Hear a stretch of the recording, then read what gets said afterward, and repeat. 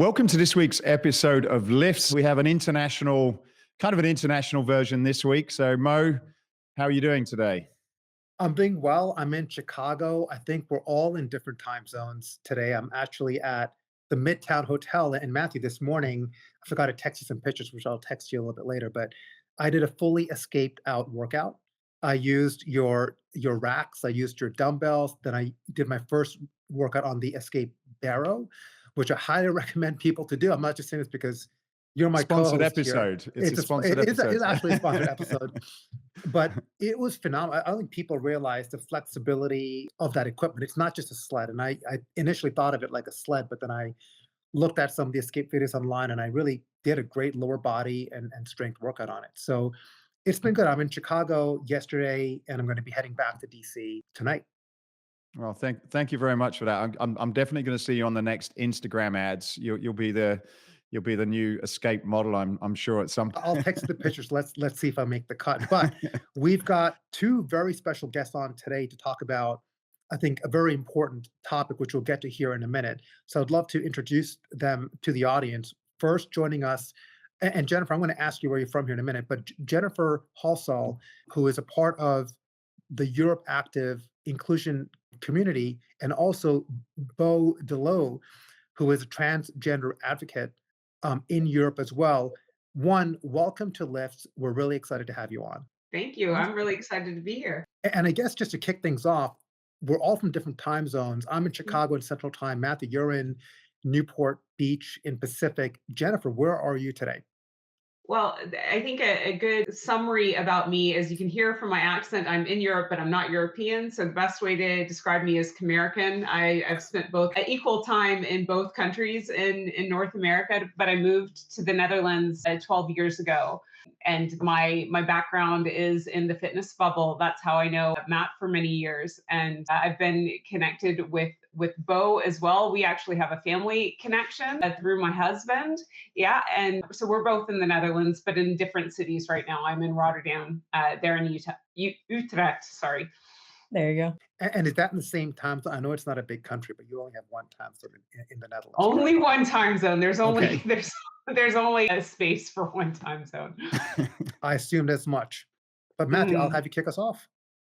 Well, we're going to start with this story, and it was an interesting story that Mo and I went backwards and forwards and said, look, should we discuss it, because we know there's a lot of sensitivity around it. But one of the things that we wanted to do was it was an issue that's very prominent. It's having significant impact to a particular company in the industry at the moment, and we thought, if nothing else, it would give people an opportunity to at least understand what's happening and give some thought and maybe some ideas and suggestions about how to deal with this going forward. And the reason that I got in touch with Jen is that we did an interview last year at FIBO, and I guess one of the foremost experts in this area.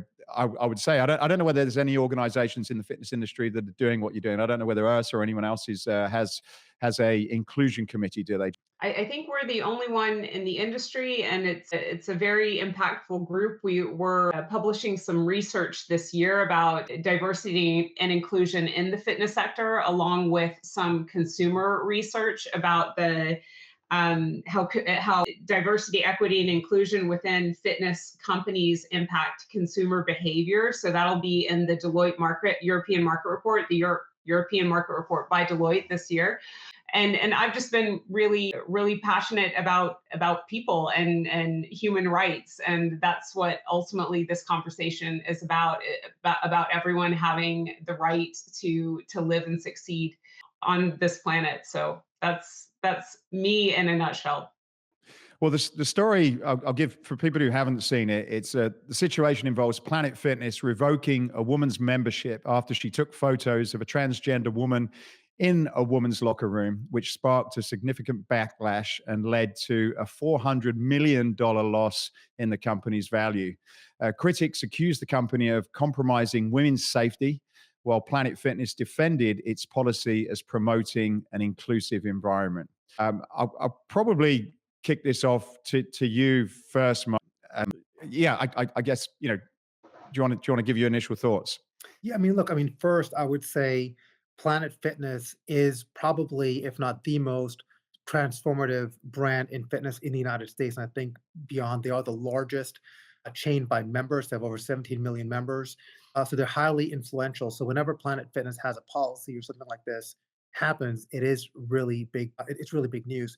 And you're right. You and I have been going back and forth since this story broke, and we've been speaking to people in our network, and no one was really interested or wanted to come and speak out about how to address this. And I've always believed, look, I'm an immigrant, I'm a minority, and I've always believed that you've got to talk about the hard things if you're going to move forward. That's a real, no matter kind of where you fall in that, and it might be uncomfortable, it might be something that you don't want to deal with or think about, but that is the reality of how we progress together as a society and a culture. With this particular story, it's also important to state that Planet Fitness acted based off of their stated policies. And their stated policy is saying that you are able to use any locker room, whichever locker room that you gender identify by. And I've got an interesting question for you on that particular one. But and then the other policy here is that you cannot take a picture in a locker room, right? You're not allowed to take a picture of someone else in the locker room. So because of that, the member lost her membership. So what Planet Fitness did is act upon rules that have already been stated that they already have. They did not make any exceptions. They did not make any adjustments. These are they kind of, you have 17 million members, you have to act on the rules. Now, if you don't like the rules, you could boycott, the gym, which is clearly what some people are trying to call for. You could make an appeal to the gym to change, or you have optionality. There are 24,000 some gyms here in the US, and you don't have the choice to go to a different one. So that's my initial view. But I also did a little bit of research in terms of what other gyms do, right? So Planet Fitness, we know about that. Gold's Gym does not have any specific rules around what they would do for a transgender individual, which I also think is confusing. YMCA allows a transgender individual to choose to own locker room that they feel like matches their gender identity. Crunch Fitness, states that according to the company website, that there's room for everyone regardless of shape, size, age, race, gender, fitness level. But the website does not go into specifics in terms of the locker room. 24-hour Fitness has an equal opportunity policy where transgender individuals have can use the facility in which they gender identify with. So that was just some of the more notable changes. I just did a quick look at the website and a couple of articles to come to that conclusion. But it's an unaddressed point. Like, yeah, I'm at Midtown as an example today. I'm sure they have a policy, but it's something that is not necessarily addressed. And I'll add one more thing. I do enjoy boutique fitness, and I do go to boutique classes like Soul Cycle Matthews, as you and I have spoken about before. And in those cases, because they have limited space, it's just a common changing area, right? So you have like a common bathroom, you have a common sink rather, you've got some closed off changing areas. But if I were to go in and shave or do my hair or brush my teeth, I'm kind of in the same room as everyone else. And maybe we have to rethink what the locker room is or how that particular space of the club is structured. But there's a lot to talk about. So, Jen, we'll probably go to you. Like my first question is, how does EuropeActive navigate the balance between inclusivity and privacy in gym environments, especially considering the recent issues around the one at Planet Fitness? The short answer is it hasn't really addressed it yet. And I did some research before this call as well, and I found a guideline that EuropeActive has put together in terms of suggestions for club operators to consider in terms of locker rooms. And it's basically the same as Planet Fitness. It's based on the gender that the individual identifies with. They should be allowed to change clothes in that changing room. So like that's the guidelines that are available in Europe. And like I'd like to check in with Beau about this, but I just think that there's a whole different idea and comfort level with regards to nudity. Like nudity isn't sexualized as much in Europe. It's not that much of a big deal. Like there's lots of nude beaches. The family sauna experience is really a thing here. So seeing someone naked is less of a big deal over here than it is in North America, having been on both sides of the ocean. But I'm also really interested in, like, we're thinking of this from our cis perspective, but I'm really curious about, like, maybe Beau, opening our eyes from what you know about the trans perspective or the non-binary perspective of going in a changing room from people who in the majority are very different than you. Yeah, if I would hop on that immediately.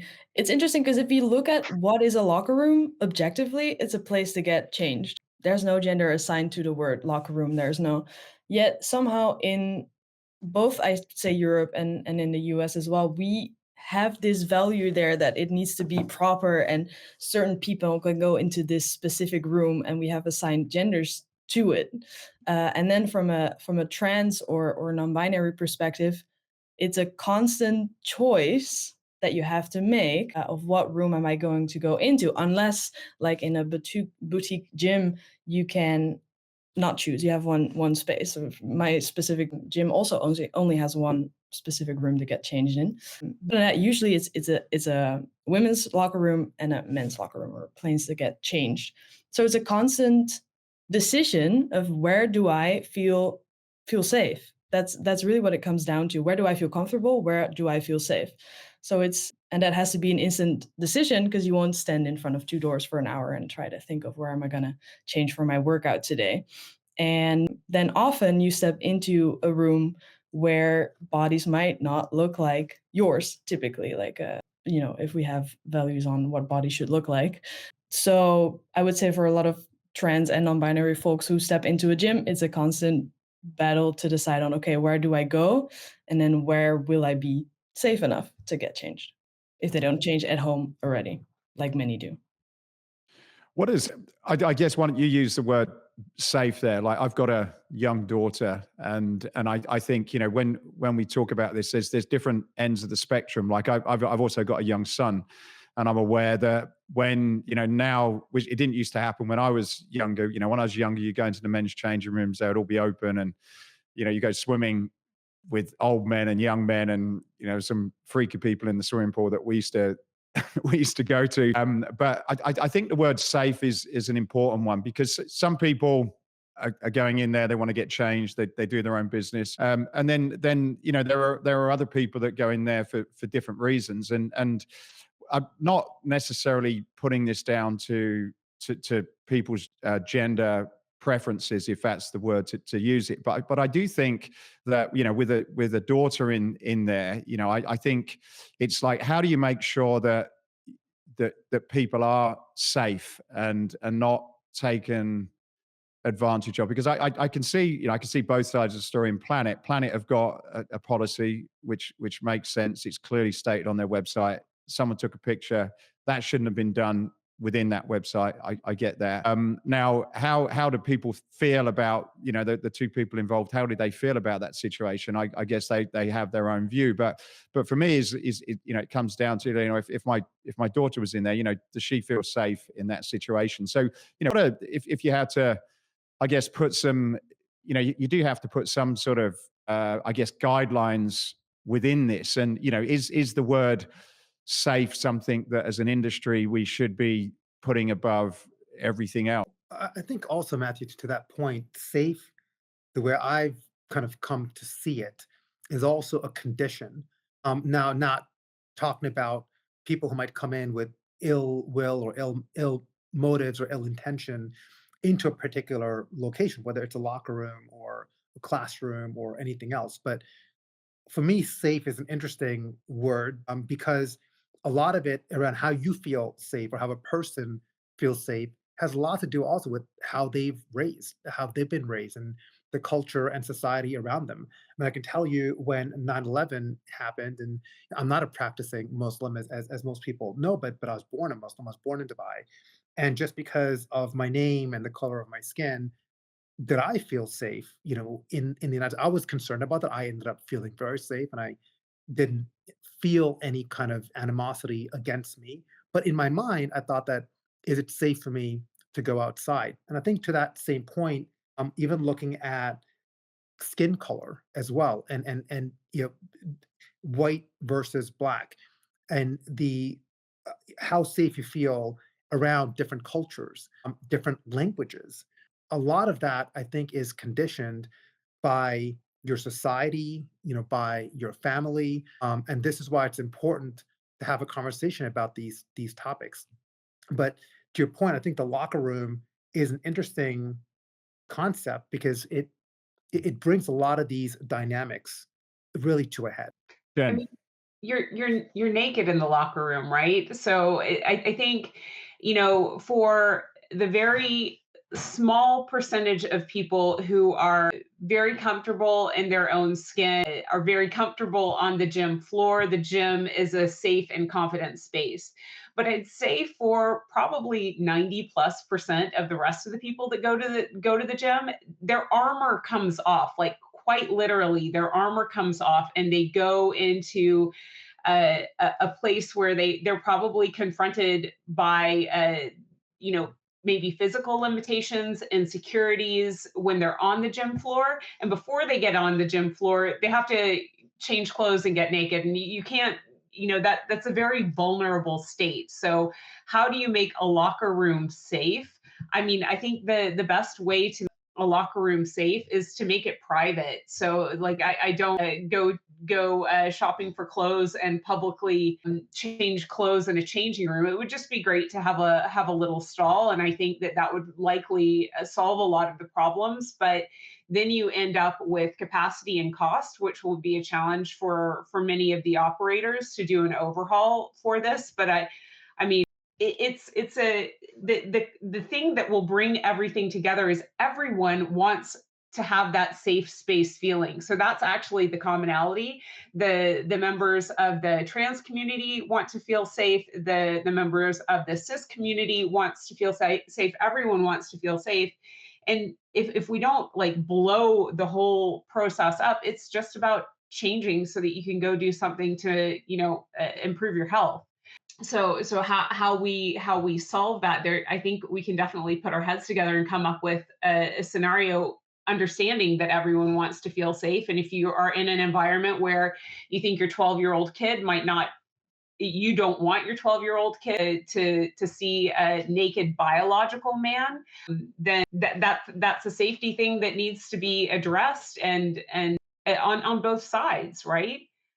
And in some ways, from a cost perspective, there is cost in redoing a building, but actually might be more cost effective. And this is why you see a lot of new restaurants, as a matter of fact, right, really have this stall concept. So you have private stalls, but when you come out where you wash your hands or want to freshen up, it's a common area. And Yeah. perhaps that's the kind of framework that needs to be considered. And Beau, like you and I going to boutique studios, that's exactly what we have. Like, we don't get naked and strip down in front of men and women, but we have private stalls. But when we need to brush your hair, put on our makeup, do those things, it's in a common area. And I think some people could feel uncomfortable, but it seems to me like a safe space. I guess when we're talking to two people from two people from Holland, I'm married to a Dutch lady, and when I first met my wife, she invited me to come to the sauna for a weekend. And so for an English person, and for anyone who's listening from America, like when you go to a sauna, it's very different in Holland. Do you guys want to give an explanation of what happens in the sauna in Holland? I have no idea what happens in the sauna in Holland. You're naked. Like everybody, you go in, you strip down, you get a robe, and there tends to be like a bunch of different pools and steam rooms, and everybody just hangs out, quite literally. Families, and it's Yeah. kind of a very it takes a bit to kind of get used to, but yeah, you are in a changing room where there are men, there are women, and you are in the sauna. I think Germany's probably similar to that. So I guess to your point, Mo, there is when you say, well, what's safe, I suppose if that's how you've been brought up, you probably would look at things a little bit differently if that's where you're from compared to, I suppose, if you come from somewhere else. And I suppose as an industry, it's, how do you look at it from EuropeActive? Because I guess Europe may be slightly different, but it's giving guidance where there are so many different cultural things. We just came back from Saudi, and the gyms are totally separate. You have men's and women's gyms, and then in Holland you have mixed saunas. So there's a lot of different things to take into consideration as well, I guess. I don't think we've had enough conversations about this, to be honest. And there's a couple of gyms that have been started by the LGBTQIA plus community just to create safe spaces to train when these groups don't feel like they can safely train in traditional gyms. So, and these initiatives show us that we have work to do if we're really talking about being inclusive. So I think you're poking on a point that definitely needs some more attention. One of the things I think, because we've not got a huge amount of time here, but one of the things I'd be curious to know is about how you respond in these situations. Clearly, this has been a devastating situation for Planet. It took off on social media.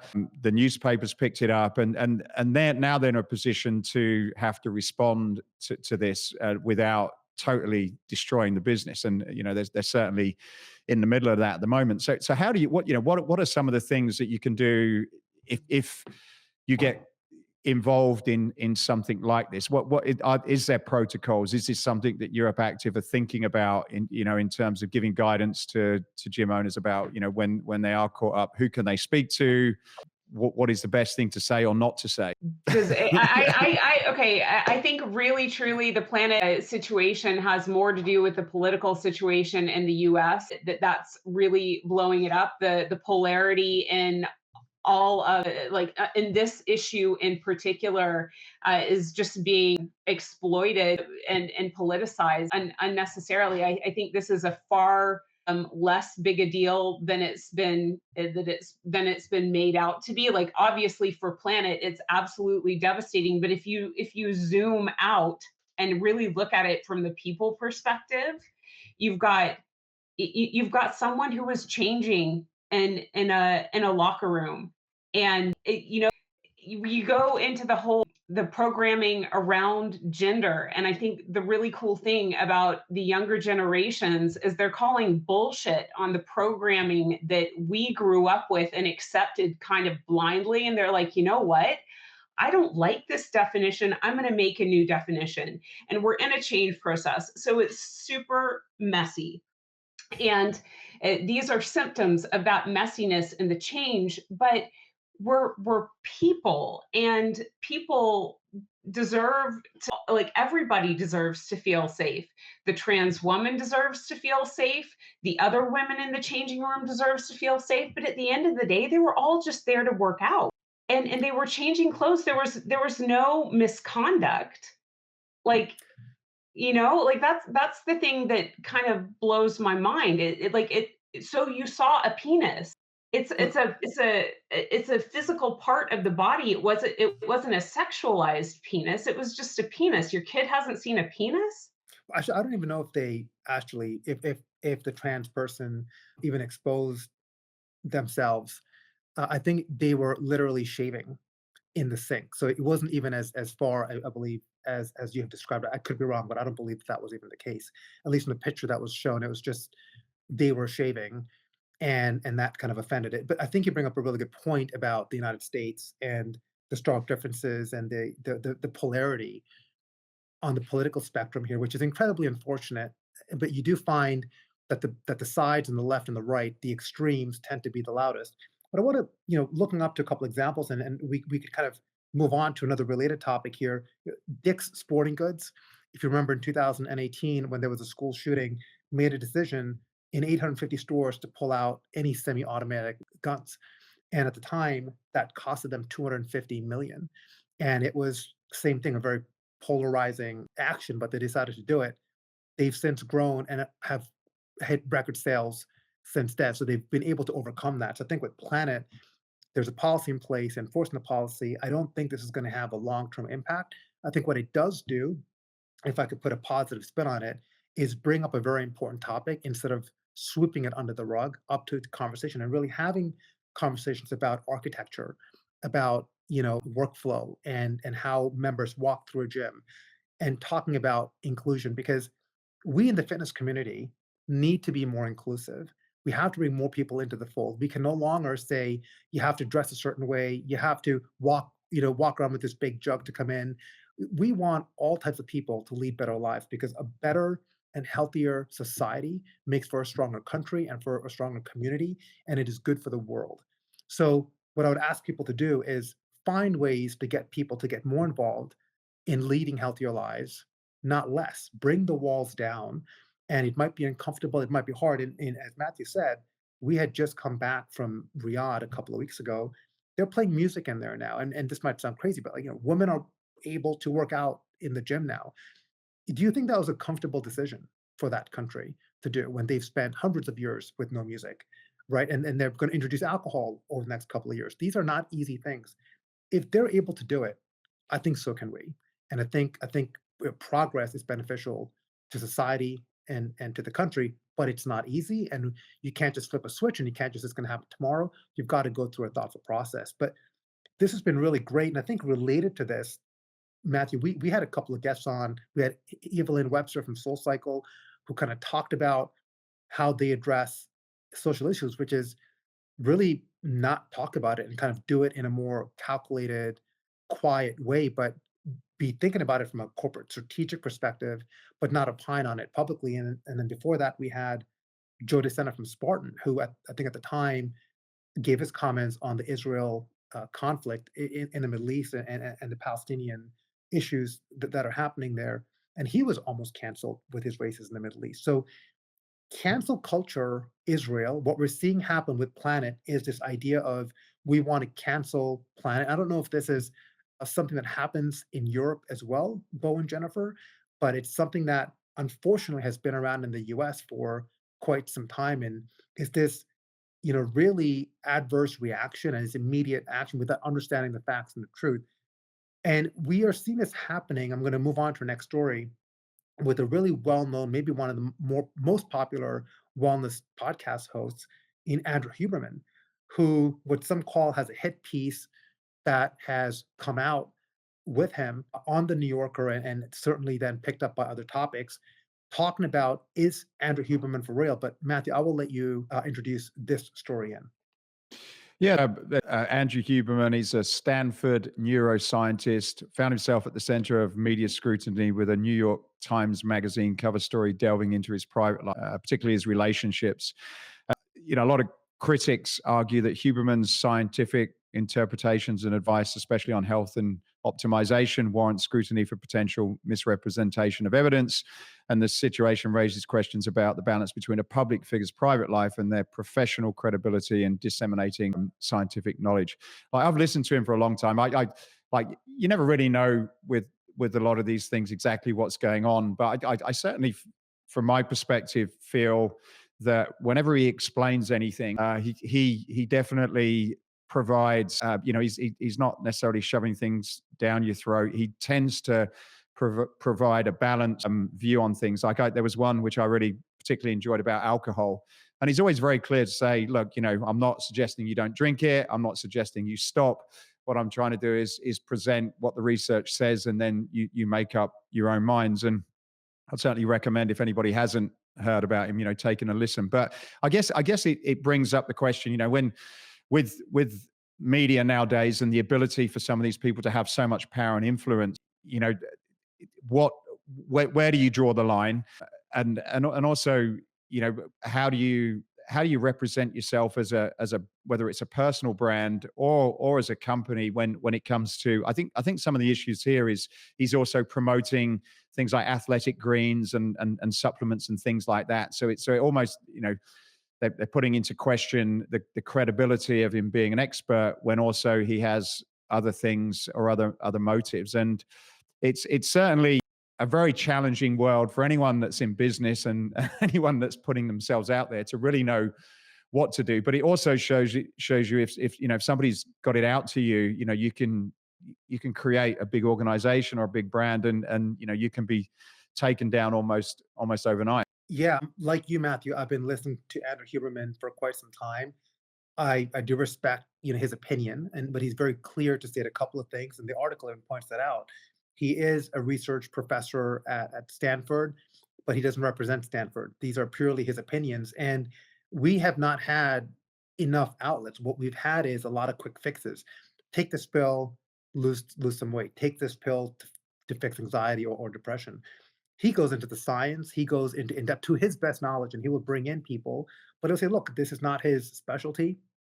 And at the same time, you're right. I mean, he does have sponsorships. He does talk about athletic greens, which, by the way, both you and I are big fans of ourselves, and we've seen that. And we're not paid for when we're not paying paid us. by Athletic Greens, and in fact, I was taking Athletic Greens before I even knew he was a sponsor of them. I think it's a good product. It sounds like to me from reading that, especially the New Yorker article, which is lengthy, that this was a hit piece. For whatever reason, someone got a hold of his ex-girlfriend, and she seemed pretty bitter. And I'm not Six saying of them. six of them, Six of them. six of them. I mean, maybe he should have a podcast on how he manages having all these multiple relationships. Matthew and I just have one, and I think we tend to struggle with our communication Yeah, that's with, right. with, Yeah. with the one that we have. But How many does your husband have, Jen? If he could handle more than me, I'll give him a trophy. But it was just, to me, sounded like a hit piece. But it's similar to Planet Fitness. It is having an impact, and people are talking about it now. Some people have never heard of him, so I think in one way, the one positive is he's getting into certain households and certain conversations where he might not have been in. But overall, it sounds like a hit piece because he's gained so much popularity, and people don't like him. I mean, Elon Musk is the same, right? There are hit pieces, I feel like, on him every other day. But Jennifer would love to get your thoughts on that. Like I'm not a huge Huberman follower, so I'm just looking at this from the kind of global view of when you've got someone big or a big issue, how you can leverage new media sources to swing the vote. And I thought, it's really interesting. It's not about him. It's not about his science. It's about what he does in his extracurricular time, and I'm really just not interested in that.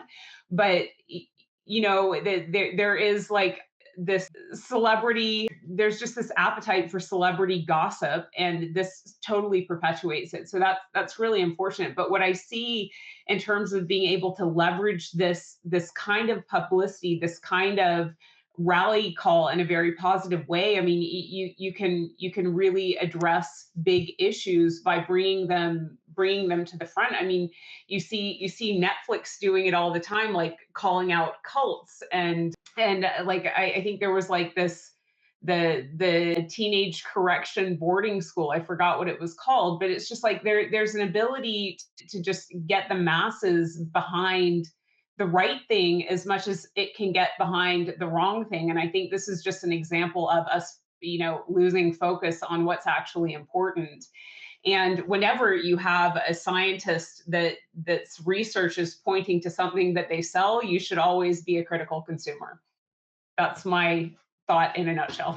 Well, look, we've come to the end of our time. We've actually gone on a little bit long. Just before I wrap up, Jen, it would be great just to give another summary of what you guys are doing at EuropeActive, and just a little bit about this report, when it's coming out, and where they can find that. Okay, so the Inclusion Committee is publishing a summary of our survey about diversity in the fitness sector. So that was a survey for the employees that work in the fitness sector and their experience and what they need and what they're seeing.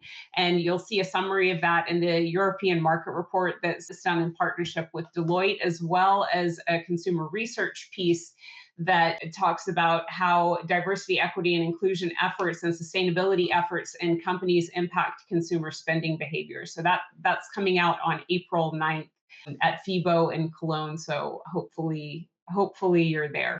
I will be there. I think I'm with you you are. in a room. Dedicated podcast. That's right. And Mo, have you got any final thoughts? It's been an interesting conversation today, that's for sure. It has been. I think inclusivity in fitness and bringing more people into our fitness wellness family, whichever way we can, and welcoming all shapes, colors, sizes, genders, is just so important, right? Because we need community to be stronger. And I truly believe in that. So I think the more ways, it's not easy. You can't just flip a switch and say, okay, everyone come in and do whatever. But we've got to find ways to be more inclusive and not exclusive when it comes to the work that we're doing. Well, Beau de Leeuw and Jen Halsall, thank you so much for joining us today. Appreciate your time. I hope everyone's enjoyed this week's episode of L.I.F.S. And if you've got any comments, if you've got anything to say, please leave some notes and comments on the L.I.F.S page on LinkedIn. We'd love to hear your thoughts. And thanks again for listening.